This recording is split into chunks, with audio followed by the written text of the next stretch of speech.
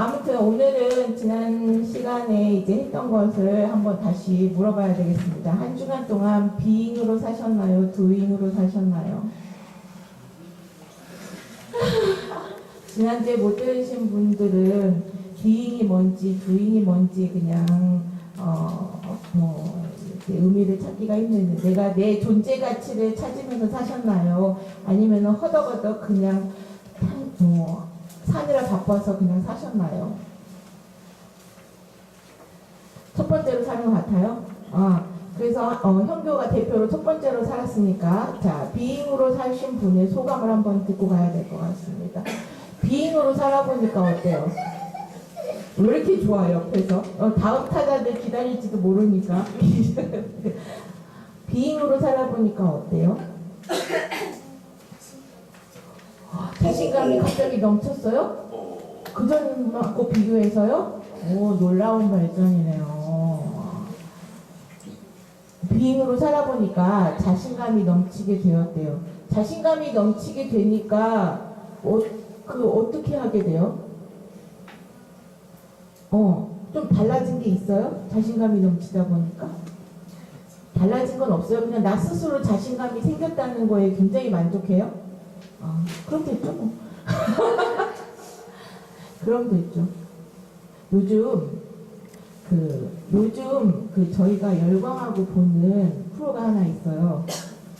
목요일 밤마다 불꽃 같은 눈동자로 보고 있는 프로가 하나 있습니다. 뭔지 아세요? 여러분 잘 알지 모르지 못 보죠. 내일은 미스트롯이라고 트로트 오디션 같은 게 하나 있어요. 제가 이번 주에 학교를 갔다가 좀 양심상에 걸리는 게 뭐였냐면, 근데 그게 그럴 것이 아닌데, 우리 오래되신 소위 이제 교회에서 목사님들 사이에 뭐가 있냐면은, TV는 바보 상자니까 보면은 안 되고, 굉장히 죄책감을 불러일으킬 만한 발언들을 하셔서, 그게 되게 근본주의적인 아주 보수적인 정통의 그래서 신앙생활을 하시는 집사님이 한 분 계시는데, 자기가 TV를 보는 것에 대해서 굉장히 그렇게 느끼고 있더라고요. 그래서 제가 거기에다 뭐라고 할 수가 없어서 저도 많이 봐요. 그랬어요. 근데 저는 그런 죄책감까지는 못 느껴요. 왜냐면 그 속에서 내가 무엇을 찾을 수 있는 것들을 찾고 있다 하다 보니까 깨닫는 것들이 생겨서 그거보다는 얻는 것들도 있어요. 그런데 이제 그걸 주체를 하지 못하고 절제를 하지 못하고, 여러분들처럼 호르몬의 이상에 의하여서 내가 내 마음을 주체하지 못할 때는 제지가 필요할 수도 있어요. 그런데 그것이 중요한 게 아니라, 거기서 여러분 잘 보시면, 보시는 분들은 뭐 일부러 찾아보시는 게 아니라, 거기에 심사하는 거에 제일 짱이 누구냐면 장윤정이에요. 근데 그분이 하는 멘트들을 잘 들어보면 굉장히 이 사람이 공감력이 뛰어나다는 걸 알 수 있어요. 그래서 아까 뭐냐면, 선교가 굉장히 자신감이 넘치게 됐다고 했잖아요. 그런데 이제 자신감이 넘치게 됐다는 거를 어떤 식으로 변했냐 하고 하니까, 그다지 그렇게 변한 건 없는데 스스로 그렇게 느꼈다는 거예요. 그러면 그때 뭐라고 하냐면요. 그러면은 대부분 공감이 이제 떨어지게 되면은, 야, 자신감이 넘치면은 뭔가 변화가 있어야 될 거 아니야? 반박을 할 수도 있죠. 그런데 이제 공감이라는 거는 뭐냐면, 그래? 그럼 너 스스로 그렇게 자신감이 넘치는 걸 느꼈으면 됐어. 그것으로 충분해. 라고 그 자신감에 또 자신감을 더하는 거죠. 이런 것들이 이제 공감력인데, 장윤정 씨가 거기서 뭐라고 하냐면, 그 중에서 제일로 구성도 떨어지고, 실력도 좀 떨어지고, 모든 면에서 좀 이제 부족한 점이 있는 팀이 하나 있었어요. 근데 이제 그 팀에 대해서 이제 지적은 해야 되잖아요. 멘토 입장에서 지적은 하면서 구성력이 떨어지고 뭐하고 한다고 했어요. 그런데 이제 제일 마지막에 거기 이제 국군장병들 있는 데서 콘서트처럼 했었거든요. 근데 뭐냐면 이들의 마음을 산 거예요. 이들의 마음을 끌어당길 만큼 그들이 이제 노래를 그렇게 표현을 한 거죠. 국군 장병대 이제 눈물을 쏙 뺄 만큼 G.O.D의 어머님께를 불렀어요. 사실 선곡이 그렇게 되긴 했는데 선곡이 이제 메들리니까 이제 매끄럽게 흐르지 않는 구성은 흐르지 않지만 그래도 너희들이 거기 앉아있는 청중의 마음을 샀으면 그걸로 됐다라고 표현을 하더라고요. 그래서 저 사람은 굉장히 둘째까지 낳고 나서 그러는지 공감력이 굉장히 뛰어나다라고 생각을 하는데 빙이라는 거는 바로 그런 거죠. 그걸로써도 됐다 이거예요. 그런데 이제 중요한 거는 내가 이제 존재에 대한 어떠한 것들 가치를 이제 매겼잖아요. 참고로 현금은 1,000만 원이면 살 수 있어요. 네. 한 주간 동안 자신감 넘쳤으니까 이번 주는 바뀌었어요? 아직 1,000만 원 정도면 될 것 같아요? 알겠어요. 알겠어요. 접수. 자, 그래서 이제 내가 이제 존재에 대한, 그리고 내가 나의 존재지만 내가 하나님의 아들로서 그 하나님의 존재의 가치에 대한 거를 얼마만큼 매기느냐에 따라서 나도 같이 내 그레이드와 내 존재 가치도 같이 올라간다. 그리고 그 비행이 그냥 끝나는 것이 아니라는 걸 오늘 이제 다른 말로 표현을 좀 하려고 합니다. 그래서 오늘은 믿음이냐 행함이냐라는 걸 놓고 또 다른 이야기들로 이제 펼쳐가려고 하는데, 자, 여기서 또 하나 질문. 인생 최대의 그 난제가, 우리 인류 세대 최대의 난제가 뭐냐면, 닭이 먼저냐, 달걀이 먼저냐. 이것도 최대의 난제예요. 자, 여기서 또 한 번 토론의 장을 펼쳐야 되겠습니다. 닭이 먼저예요. 닭이라고 하면 안 되는데, 닭이 먼저예요. 달걀이 먼저예요. 닭이요.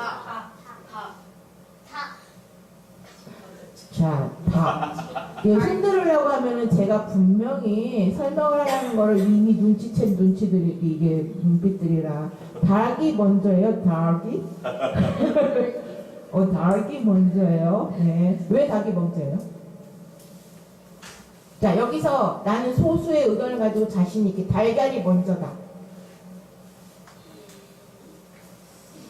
이건 아니에요? 네. 무슨 근거 자신있게? 달걀이 먼저면은 다른 동물들이 달걀이 많아서 먹어서 닭이 없더니 않았을까요? 그럼 다른 동물들도 달걀이 먼저였으면 알이 먼저. 포유동물이 포유동물은 참 그렇죠. 알을 안 낳으니까. 달걀을 먼저 있었으면 다른 동물이 먹었을 것이다. 근거 있는 얘기네요. 맞아요. 그러면 이제 아예 그게 멸종이 됐을 수도 있다. 오케이. 또 다른 의견. 하나님이 땅 처음 때 닭을 만드셨어요? 원래 그 끝을 헤매지 말고 마무리를 지어요. 네. 네. 괜찮으니까. 이게 뭐예요? 이 달걀을 만들었다고? 닭을 만드셨다고요? 처음에 만드셨을 때? 자, 아이들의 의견은 그렇대요. 어른들의 닭이라고 얘기하신 어른들의 의견은 어떻습니까? 왜 닭이 먼저예요? 자, 두 듀오. 왜 닭이 먼저예요? 네? 아니요. 아니, 자신감 넘치면 자신감 넘치게 얘기해도 돼요. 네. 치킨을 만들어 먹으면 맛있으니까.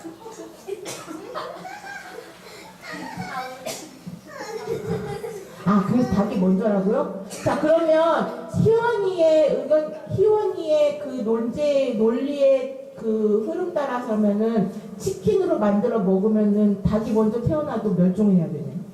네. 그러잖아요. 그쵸? 닭의 종이 없어야 되는데. 아니요, 그때는 네. 기름을 튀기는 기기가 없기 때문에. 프라이드 기계가 없어서 못 튀겨 먹으니까 괜찮다. 그렇구나. 말로 태어나도 닭으로 태어나도 다 잡아먹히잖아요. 그러니까 지금 얘기하는 것이 다 잡아먹히는. 그럼 어떡할까요? 다 잡아먹히는데. 토론의 반항의 장이 펼쳐졌습니다. 자, 이거는 최대의 난제로 놓고 제가 보니까 비인과 두인을 놓고 식사를 하시면서 또 토론을 하시는 걸 보니 오늘도 역시 식사를 하시면서 달과 달걀이 누가 먼저인지에 대한 거를 토론을 하시면 될 것 같아요. 자, 이 닭이 먼저냐 달걀이 먼저냐가 이게 뭐에 이것을 꺼내냐면 비잉이 먼저냐 두잉이 먼저 뭐가 우선순위냐에 따라서 또 뭐냐면 오늘 얘기를 하면은 믿음이 우선순위냐 행함이 우선순위냐 하는 거를 놓고도 많은 그 사도들 사이에서 분분해 왔다는 거죠. 그런데 오늘 말씀의 양날의 그 말씀들을 봐서는 이것에 대한 어떤 우선순위에 대한 거를 우리가 둘 수 있겠냐. 물론 무엇이 먼저일 수도 있겠지만 어떠한 그 프로세스를 거쳐서 그러면은 나오겠느냐라는 거죠. 아니면은 이게 순환적이냐, 이게 돌고 도는 거냐라고 하는 것들을 얘기를 해볼게요. 그러려고 하다 보니까 오늘도 여지없이 말장난이 아니에요. 이건 어휘에 대한 그 공부를 좀 해야 될 것 같아서 여러분들한테 단어 몇 가지를 이제 던져드려야 되는데 이거는 굉장히 뭐라고 하냐 좀 우리가 그냥 평상시에 그냥 툭툭툭툭 지나가면서 쓰는 말일 수도 있고 아닐 수도 있는데 잘 생각을 안 해봤던 말들인데 들어는 많이 보셨던 것들이에요. 자, 누군가가 나한테 이제 툭 쳤어요. 누가 나를 툭 치고 갔어요. 자, 이거는 외부로부터의 자극이에요. 내가 닭이든 먼저든 달걀이 먼저든 뚝 하고 생겨났어요. 자, 이거는 어찌됐든 간에 자극이라고 해요. 무슨 힘이 가해진, 에너지가 가해진 거예요. 네. 그러면 이 자극인데 이거를 그 학적인 것으로는 이제 내가 어떠한 지식적인 거를 들었다라고 할 수도 있어요. 보았다라고도 할 수 있어요. 되게 감각적으로 자극이 왔어요. 그러면은 누가 나 이렇게 유빈아 이렇게 누가 툭 치면 유빈은 어떻게 해요? 오빠가 뒤에서 머리 뒤통수를 탁 쳤어. 네? 짜증내요. 이 짜증내요는 반응이에요. 네, 유성아, 누가 가다 현교 형아가 자신감이 넘친다고 발을 딱 걸어버렸어.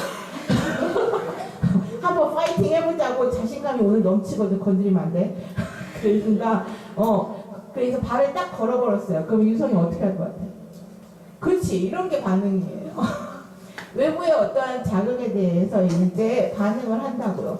자, 그러면 여러분들이 자, 아빠가 은성이한테 은성아 저 그릇 좀 씻어줘 그렇게 하는 거 소리를 들었어요. 그럼 은성이 어떻게 할 것 같아? 하기 싫은데. 그치, 이게 보통 이렇게 일반적인 반응이에요. 이제 자, 그게 아주 지금 정상적인 반응이에요. 당연히 하기 싫어. 누군가의 이제 지시적인 게 이렇게 들어오면 하기 싫다는 마음이 이제 들어오고 어느 날 이제 기분이 쨍했어요. 근데 이제 조건이라는 게 들어. 은성아 저거 하면은 내가 3,000원 줄게.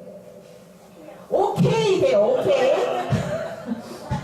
오케이. 자, 이거는 조건이 이제 주어지잖아요. 이제 어떠한 조건이 이제 주어지게 돼요. 그래서 조건적으로 이제 반사가 반사적으로 이제 반응이 이제 나오는 거예요.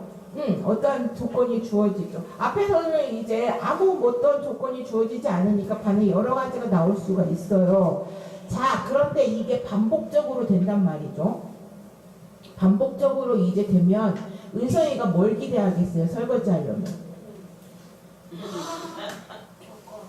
그치, 이게 좀 지금은 좀 유식한 말을 하는 데니까 이제 돈 말고 조건. 그치, 이제 조건을 기대를 할 거란 말이죠. 자, 이제 조건을 기대하는데 어느 날 갑자기 아빠가 그냥 무턱대고 아무 조건 없이 저거 좀 씻어! 왜 안 해놨어? 그런단 말이에요. 그러면 어떻게 반응할 것 같아?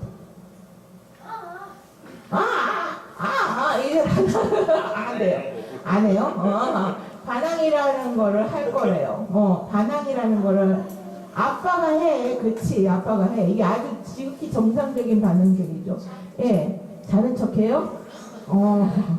자, 이런 것들이 이제 서로 피차에 이렇게 해서 서로 피차에 오고 가고 교감을 하잖아요. 그러면서 이제 서로 피차 뭐가 나냐면은 서로에 대한 어떠한 그 기억들이 남아요. 감정의 기억도 남고 그게 학습이라고 하죠. 근데 기억에 남는다는 것들이 이제 학습이에요. 우리가 배운다는 거. 자, 이 센텐스는 하나님께서 우리를 단련시키는 그 센텐스와 똑같아요. 학습이라는 것이 이제 하게 돼요. 근데 지금까지는 가장 동물적인 거예요. 동물도 개도 어떻게 학습시키는지 알아요? 뭘 하고 나면은 먹을 걸로 이렇게 하면서 학습을 시켜. 그렇죠. 그렇게 학습을 시켜. 이건 굉장히 동물적인 거예요. 자, 그런데 이제 사람적으로 좀 돼봐야 될 거 아니에요. 자, 근데 이제 기억이라는 것을 하게 되면 아빠가 그 다음에는 이제 아빠가 한번 설거지통을 이렇게 해서 보고 나를 쳐다봐. 그러면 은성이한테는 뭐가 탁 떠오르죠? 아무 말 안 했어, 아빠가. 조건이 떠올라요? 아, 아빠가 설거지를 또 시키려는구나 라는 게 이제 떠오르겠죠. 이게 의식이에요. 그러니까 깨어 있다는 거예요. 뭐? 아빠가 설거지를 시키는 거. 눈치껏. 의식이에요. 의식이라는 것이 이게 깨어 있는 상태에서 그런 의식을 하게 돼요.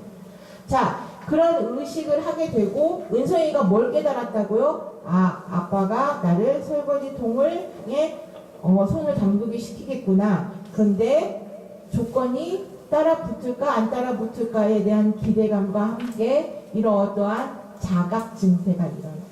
자각 스스로 깨닫는 어떤 현상들을 경험치에 의하여서 자각이 일어나요. 여기까지도 그냥 수동적이에요. 여기까지는 누군가에 의하여서 이제 자극이 되고 해갖고 다 수동적이에요. 그리고 학습되고 했는데 이제 여기까지도 굉장히 큰 믿음의 어떠한 단계일 수 있어요. 왜냐하면 하나님도 여지없이 여러분들한테 무엇인가 이렇게 자꾸 발거는 일도 생길 수도 있고 뒤통수를 턱 때리는 일도 생길 수도 있고 아니면은 진짜 큰 선물을 줄 수도 있고 하나님도 여지없이 여러분들을 그 반복적으로 기억하게 하기 위하여서 조건을 내미셔요. 무조건적인 사랑이라는 거는 우리에게 이루 말할 수 없는 그 희생의 사랑은 그렇지만 근데 그 믿음이 자라면서 요구하시는 게들이 생기죠. 지금 여기는 유빈이가 몇 학년? 3학년이죠. 유빈이 3학년, 유성이도 3학년이죠. 3학년짜리에 맞는 그 교육을 선생님들이 이미 학자들이 많은 경험에 의해서 3학년 정도의 수준이면 여기까지는 해야 돼 라고 하는 수준이 있어요. 근데 여러분은 한 번도 배운 적이 없고 한 번도 가본 적이 없어요. 그렇죠? 그러니까 어렵죠. 그런데 저 뒤에 있는 언니들 3학년 수학이 쉬워요? 어려워요? 너무 쉽대요. 왜 쉬워요? 3학년으로 보내줘요? 기억이 안 날 수 있어요, 유성아. 기억이 안 날 수는 있어요. 그쵸? 어렵고 쉽고는 기억이 안 나는 거하고는 달라요. 왜? 경험치가 있잖아요. 해봤잖아요. 그쵸? 그 본인이 지금 겪고 있는 수학을 생각하면 안 돼. 그러면 안 돼요. 얘네들이 지금 겪고 있는 수학을 생각을 해야 돼요. 그죠? 유빈이랑 유성이가 생각했을 때 3학년 수준의 거는 어려울 수 있어요. 왜? 안 해봤기 때문에. 안 들어봤기 때문에. 근데 이제 듣고 자꾸 반복하면 쉬워져요. 자, 그래서 바울은 뭐라냐면 믿음은 들음에서 난다는 거예요. 우리가 믿음이 되게 어려운 것 같잖아요. 믿음을 대해서 지금 바울이 뭐라고 얘기를 하냐면요. 믿음은 17절에 나와 있어요. 여러분들 10장 찾았죠? 아까 253페이지.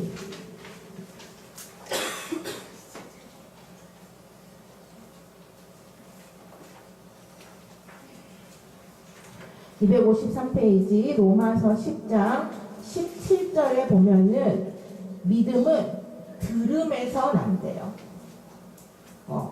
그러니까 공부를 잘하는 사람은 전에도 얘기했지만 반복적으로 뭘 하는 거를 잘 견디면 공부를 잘해요. 뭐 한 방에 빨리 이제 캐치하고 이러는 사람이 공부를 잘하는 게 아니에요. 마지막에 공부로 승부를 보겠다 하는 사람은 진득하게 앉아서 한 문제가 됐든 두 문제가 됐든 뭔 문제가 됐든 계속 들어도 지겹지 않게 뒤따갑게 이렇게 해서 들어도 그걸 견딜 수 있는 어떠한 지구력이 있는 아이들이 끝까지 공부를 잘한다라고 해가지고서는 자기 꿈을 이룬다고요. 믿음이라는 것도 마찬가지예요. 믿음이라는 것도요.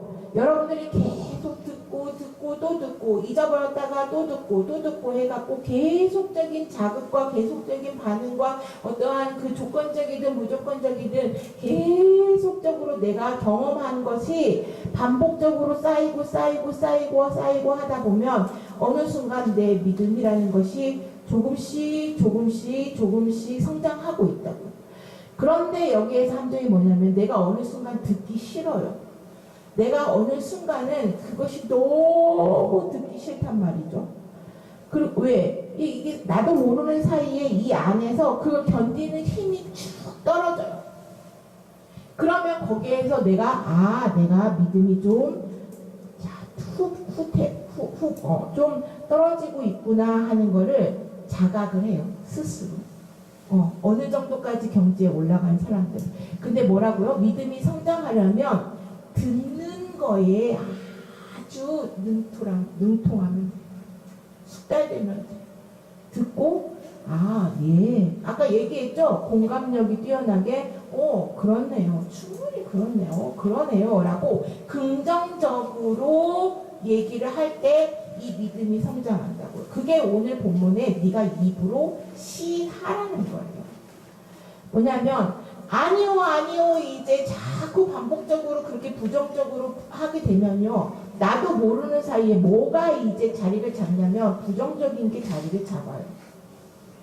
친구들 못해요, 싫어요, 안 해요 이런 거를 계속 얘기하면 내가 할 수 있는 것도 못하게 되고요. 내가 좋아하는 것도 싫은 게 될 수 있고 내가 이제 분명히 그렇게 안 해요 하는 부정적인 게 내가 자리를 잡게 되면 이 뇌의 구조가 바뀌어요.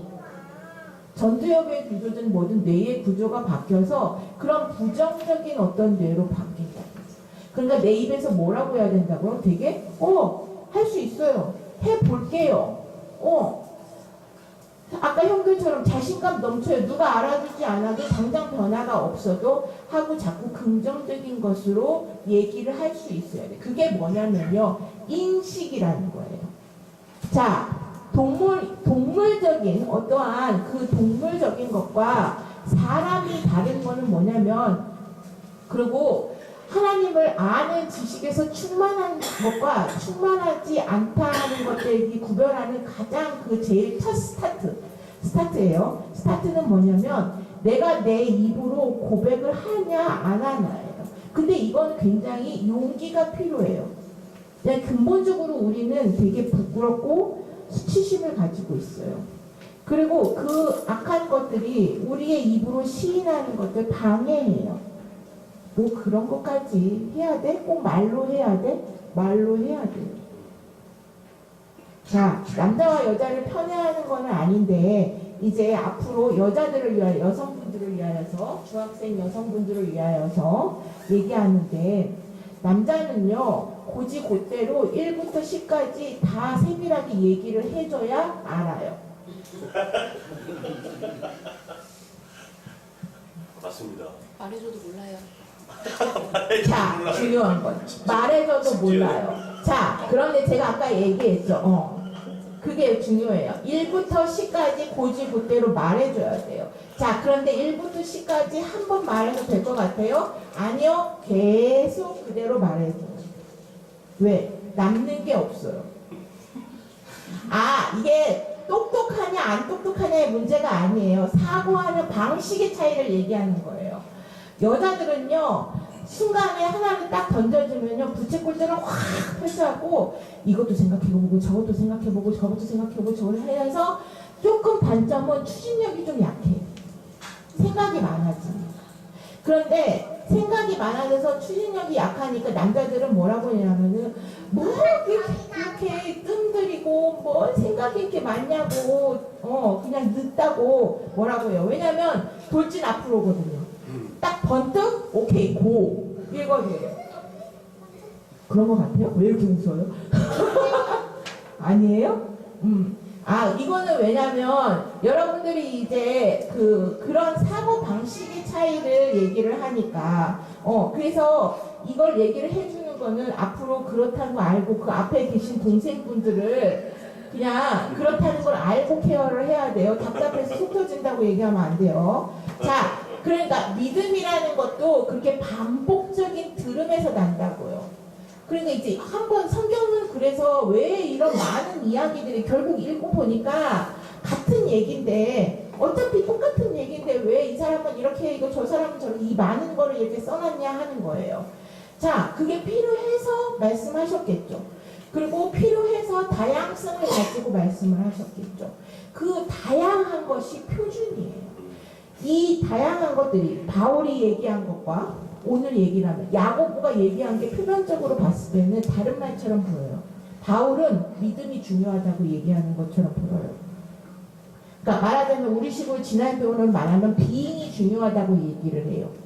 근데 야고보의 얘기를 보니까 또 행함이 중요하다고 얘기하네. 부행이 중요하다고 얘기를 해요. 그래서 서로 상반된 것처럼 보이죠. 그런데 그게 아니라는 거예요. 자, 왜 그러냐면 이거를 언어적으로 표현하면 바울은 믿음이 들음에서 나서 들음은 그리스도의 말씀으로 말미암고 이게 사랑으로 역사하느니라 라고 써 있어요. 자, 그 역사하느니라 라고 하는 역사하느니라가 원어상에는 행하다라는 뜻이에요. 야고보가 얘기하고 있는 행하다와 같은 말이에요. 그러니까 바울이 얘기하는 믿음과 야고보가 얘기하는 그 행함의 믿음은 같은 거예요. 다른 게 아니에요. 뭐가 우선순위냐, 뭐가 하느냐 이제 싸울 일이 없어요. 다른 게 아니에요. 왜 그러냐면 믿음이 아까 믿음이라는 거는 자꾸 나한테 무슨 자극이 온다고 했잖아요. 믿음을 심어주기 위해서 자극을 줘요. 그리고 내가 반응을 해요. 좋든 나쁘든 반응을 하고 그게 계속적으로 어떤 조건에 의하여서 반복이 돼요. 좋은 인상이 심어지고 좋은 말 하다가 좋은 말로 내가 예수가 곧 나의 주님이시다 하는 그 시인을 하는 시점이 와요. 그러면 이게 스타트라고요. 내가 예수를 주로 시인하며 라고 구절에 써있거든요. 내 입으로 주로 시인하면 그건 내가 이제 구원의 반열에서 스타트가 시작된 거예요. 그러면 이제 성숙해 가는 과정이 필요할 거 아니에요. 이게 야고보가 얘기하는 거고 바울이 또 같이 얘기하고 있는 거예요. 자, 마음으로 믿어서 의에 이른다고 했죠. 마음으로 믿어서 내가 마음으로 믿었어요. 그러면 의에 이른다. 이 의는 법적인 용어예요. 그래서 법적으로 그러니까 성경적으로 말하면 율법적으로 너는 옳다라고 인정을 받는 거예요. 그 전에는 율법에 다 거슬리는 사람이에요. 근데 우리가 율법을 다 지킬 수가 없어요. 그 많은 것들을 고지고대로 문자 그대로 다 지킬 수 있어요? 없어요. 그리고 문자 그대로의 의미가 아니에요. 피째 먹지 말라고 했다고 해갖고 피째 안 먹게 되면은 뭐 다 이제 그렇게 돼요? 우리가 다주게 생겼는데 수혈을 안 받겠어요? 아니면 다른 어떠한 기술의 힘을 안 받을 거예요? 그런 건 아니잖아요. 사람이 내가 목숨이 앞에 있는데 전쟁터에 나가야 될 의무를 가지고 있는데 그런 것들을 안 하겠어요? 그런 거는 아니라고. 그게 의미하는 게 무엇인지를 모르고 문자적으로 해석하는 자들이 있다고요. 율법은 결국은 뭐냐면 하나님이 우리에 대해서 그 사랑을 확증하는 어떠한 그 표본이에요. 그런데 이제 그것들을 가지고 사람들은 어떻게 행해야 되나, 행해야 되는 것만 생각을 하다 보니까 다 지킬 수가 없죠. 그냥 지치니까 그냥 놔버리는 거예요. 그냥 내가 내 멋대로 이제 내 갈 길로 가는 거예요. 우리는 양이라서 제각기 갈 대로 흩어져 버렸다고요. 그래서 이제 하나로 모아야 될 거 아니에요. 양치기이신 분이, 목자이신 분이 모아야 돼요. 자기가 내가 그러면 율법의 마침이 되어야 되겠다라고 하는 거예요. 그리고 이 증거로 누군가에게 너는 법적으로 너는 무죄다 하는 거를 선언을 해야만 했던 거예요. 자, 그게 예수께서 그 확증의 증인으로 오신 거죠. 그가 그 삶을 사신 거예요. 무슨 삶? 믿음이 행함으로, 행함이 믿음으로 되는 삶을 사신 거예요. 그러면 우리는 그거를, 그 예수를 내가 주로 시인하는 그 순간 우리는 법적으로 무죄라는 것을 선고받을 수 있어요. 근데 내가 내 입으로 예수가 곧 주요 그리스도라는 것이 시인되지 않으면 나는 또 떨어지게 된다고. 그러면 자, 이제 법정에서 너 이제 그 집행유예라는 것이 있어요. 우리는 집행유예 받은 거예요. 그래서 원래 실형이 3년인데 3년 실형 3년, 징역 3년에 집행유예 3년 6개월을 처한다 라고 하면 풀려나요 안 나요? 여기 잘 모르죠? 풀려납니다. 풀려나죠? 네. 풀려나는데 어때요? 기간에 대해서 네. 3년 6개월이라는 기간 안에서 죄를 다시 안 져야 되고 그렇죠. 법에서 원하는 어떤 가치성의 일을 해야 돼. 그죠. 맞아요. 네. 3년이라는 실형을 그게 내 법에, 내 죄의 그 보험 대가예요. 3년이.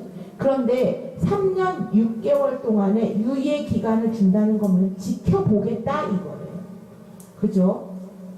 네? 네. 유성아. 아빠가, 유성이가 엄청 잘못을 저질렀어. 그런데 이걸 단번에 혼내지 않고 유성아 한번 기회를 주는 내가 너 지켜보겠어 이거요. 그럼 유성이는 조심해야 돼 안 돼? 조심해야죠. 그때부터 조심하죠. 눈치가 좀 떨어지고 좀 해이해지면은 조심 안 하다가 또 한 번 혼나게 되죠. 2번이다 라고 하면 경고가 또 떨어진다. 그게 집행유예예요. 그 기간 동안에는 누군가 지켜보고 있다. 우리는 이 땅에서 지금 집행유예의 기간을 살고 있는 거예요. 자, 그러면은 아까 목사님 말씀하신 대로 거기에 합당한 어떠한 대가를 치루어야 될 일들을 해야 돼요. 그렇기 때문에 사회봉사 얼마 몇 시간, 그 다음에 교육 몇 시간 이렇게 받아야 되는 것이 있어요. 어떤 때는 보호감찰 기간에 의뢰가 되는 경우들도 있어요. 어떤 사람들은 이제 계속 족쇄 같은 그 발찌를 끼고 다니는 사람들도 있죠. 이렇게 어찌 됐든 간에 완전히 자유함을 얻는 것은 아니라고요. 자, 그 기간 동안에 우리가 뭘 보여야 되냐면은 내가 이제 앞으로는 다시는 그러한 범죄를 저지를 요지가 없음을 증명해 보여야 돼요. 그래야 완전히 자유함을 얻어요. 행함이라는 것은 어쩌면 그렇습니다. 내가 그것에 대해서 내 믿음이라는 것에 대해서 내가 예수를 주로 시인하고 입으로 시인해서 구원에 이른다고 하는데 그것이 행함으로 말미암아 온전해지는 거죠. 내가 이제 다시는 그 길에서 그 길을 따라 가지 않겠다. 주께서 원하시는 길로 이제는 돌아보지 않겠다 하고 하는 그런 걸 내가 스스로 증언해 보이는 게 야고보가 얘기하는 행함이 있는 믿음이에요. 그래서 행함이 없는 믿음은 중거라고 하죠. 자, 아까 살짝 지나갔는데 이게 바로 인식이라고 하는 거예요. 인식이라고 하는 거는 뭐냐면 어떤 객관적인 지식을 이제 들었어요, 봤어요, 듣고 보고 깨달았어요. 깨달은 것까지는 이제 의식, 자각이라고 했잖아요. 이것을 다시금 내가 내 자극을 준 그 객관적인 어떠한 지식을 주고 나한테 자극을 준 그 상대방한테 작용을 하는 거예요. 무엇인가 행동을 보인다고요. 증명해 보인다고요. 그래서 네가 변화됐구나, 개조됐구나 하는 거를 상대방으로 하여금 알게 하는 게 인식이에요. 의식과 이런 인식은 확실히 차이가 있죠. 자, 죄에 대해서도 우리는 죄 의식만 가져서는 안 된다는 거예요. 뭐냐면 죄 인식을 가져야 된다. 사람들이 그냥 난 그래 죄인이야 말로 얼마든지 떠들 수 있어요. 아 그래? 나는 이런 사람이야. 나는 이런 사람이 얼마든지 떠들 수 있어요. 형교가 아 나 자신감이 넘쳐요. 오늘까지는 안 배웠으니까 자신감이 넘쳐요 하고 하는 것들을 말로 이렇게 살 수 있어요. 그거는 자각이고 그거는 의식이에요. 왜 사람들이 돌아서지 못하냐면 그냥 거기에 머무니까 그래요. 그냥 의식하고 넘어가고 의식하고 넘어가고. 의식은요 망각할 수 있는 길로 갈 수 있는 게 너무 많다고요. 그런데 인식은 새겨진다. 각인이라고 해서 새겨지기 때문에 이제 오늘부터 만약에 일주일 동안 형도님 비잉으로도 살 거잖아요. 그러려고 하는 거죠. 어쨌든 간에 존재 가치를. 그러면은 만약에 여기에서 내가 이제 인식을 가지고 각인이 돼서 좀 변화시키고 좀 개조하려고 이제 노력을 해서 누군가에게 이제 보여지는 그런 변화 있는 삶을 산다면 이제 형교는 인식을 한 거예요. 근데 이제 여전히 머물고 있다. 그러면은 그냥 자각하고 의식한 수준에 머문 거죠.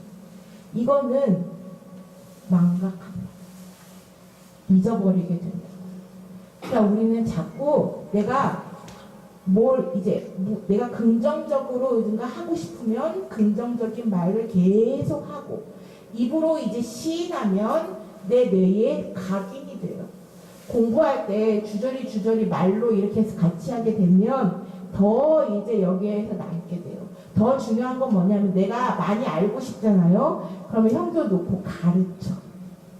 그죠? 내가 공부하고 있는 거를 아니면요 3학년 수학이 잊어버린 것 같죠? 그러면 3학년 수학을 유성이를 가르쳐 주면서 내가 다시 학습을 한다고요. 이제 자꾸 말로 이렇게 해서 하고 하면은 각인이 돼요. 그래서 하나님도 이 방법을 쓰세요. 누군가를 붙이세요. 누군가를 변화시키려면 누군가를 가르칠 수 있도록 붙이신다고. 그래서 그 사람이 누군가한테 자꾸만 그 말씀을 가르치면서 스스로 나 자신을 비추어 볼 수 있도록 하신다는 거예요. 어떤 상황이나 어떤 현상이나 어떠한 그 일들이 고난도 마찬가지고 기쁨도 마찬가지. 그 일들이 나한테 자꾸 주어지는 거는 그것을 빗대서 네가 나에게로 좀 가까이 오라고 하는 계속적인 사인이에요. 신호. 내 마음 좀 알아줘. 사랑하는 사람이 와가지고서는 내가 희원이가 유빈이를 너무 사랑해요. 그런데 사랑한다고 막 자꾸 이렇게 해서 막 끌어안고 막 이렇게 하는데 유빈이는 싫어해. 근데 희원이의 사인은 뭐예요? 오빠의 사인은 뭐예요? 사랑한다는 사인이에요. 자, 그런데 유빈이는 이게 사랑한다는 사인으로 받는 게 아니라 귀찮다는 사인으로 받는단 말이에요. 자, 그런데 이 사인을 서로 피차 맞춰야 돼요. 그쵸? 그래서 그때 통한다라고 하는 거예요. 자, 스로우는 그 의미예요. 이렇게 통한다라고 하는 건 너와 내가 같아야 돼요, 이제. 자, 그러니까 유빈이하고 그러면 희원이 사이에 서로의 어떠한 접합점이 필요하겠죠. 하나님하고 우리하고도 채널이 원래 달라요. 우리는 이쪽 방향이고 하나님 저쪽 방향이었을 수 있어. 이제 통해야 되잖아요. 그럼 접점이 필요하겠죠. 그러면은 내가 예수를 주로 시인하는 그 순간에는 딱 이게 기울게 돼요. 통하게 된단 말이에요. 근데 그때까지는 계속적인 자극이 오겠죠. 내가 이렇게 돌아설 때까지. 그러면 내 찔림이 빨리 끝나려면 어떻게 해야 돼요? 빨리 통하면 돼요. 예수께서 내신 길이 그래요.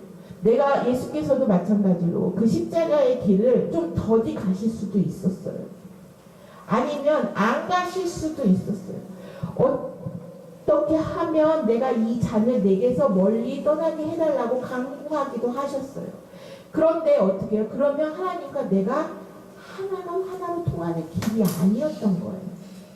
그래서 어떻게 보면 그 짧은 생애를 빨리 마감하고 그 고난의 길을 자신이 걸어가신 거예요. 그 길을 자신이 선택하신 거예요. 오늘은 예수께서 그 고난의 길을 선택하시면서 가장 먼저 그 발걸음을 떼셨던 예루살렘에 입성하셨던 그 종려 주일이 시작되고 한 주간은 이제 고난 주간이에요. 우리가 뭐 특별히 고난 주간이니까 예수의 고난을 생각하고 그렇지 않으면은 생각 안 하고 이렇게 사는 건 아니지만 그래도 주님이 예수 그리스도께서 그분이 이 모든 시인하고 의식하고 자각하고 또 인식해서 고백하고 또 행함으로 보이신 길을 가셨던 그 분의 발자취를 한 주간 동안 나도 살아보는 거예요. 그 살아보는 것으로 해서 내가 조금 더 하나님을 알게 된다면 그분이 기뻐하시고 예수의 고난 받으신 것 십자가의 희생이 헛된 것이 아닐 거예요. 자, 이제 말씀 마칠게요. 참 믿음이 무엇이냐 하는 거예요. 참 믿음은 바울이 얘기하고 야고보가 얘기하는 똑같은 얘기인데 그분의 그 고난 받으신 희생하신 그리고 그 독생자를 보내신 그 하나님의 사랑이 우리의 삶 속에서 역사하는 행해지는 그 확증되는 것이 바로 참 믿음이에요. 여러분은 어떻게 살아갈 거예요? 자신감 넘치는 이 형교가 아마 이 얘기를 들었으니까 한 주간 동안은 조금 달라지는 게 생길 수도 있겠죠. 이제 앞으로는 그냥 의식하고 자각하는 수준이 아니라 정말 이 참 믿음을 향하여서 내 자신을 인식하고 변화시켜가는 삶을 살아가기를 바랍니다. 기도하겠습니다.